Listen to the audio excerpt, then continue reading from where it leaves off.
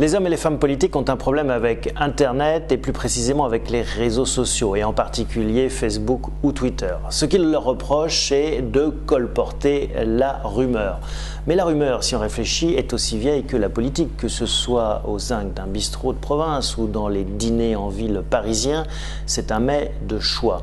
Y compris dans les rédactions, la plupart des journalistes passent leur temps à brasser des tonnes et des tonnes de rumeurs pour, d'ailleurs, la plupart du cas, vous expliquer après coup, eh bien oui, tout le monde le savait, ça se murmurait de ci, de là, mais bien sûr, on ne l'avait pas publié, donc ce n'était qu'une rumeur.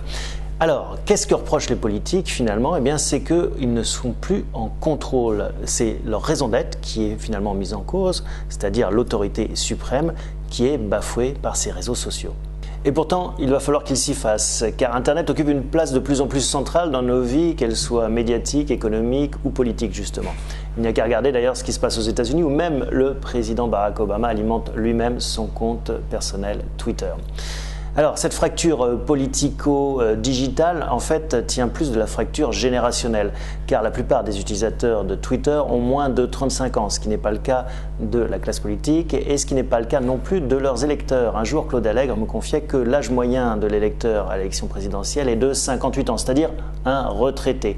Et c'est peut-être là-dessus que comptent nos amis politiques, sur cette équation vieux politique, vieux médias, vieux électeurs. Est-ce que ça marchera encore en 2012 ?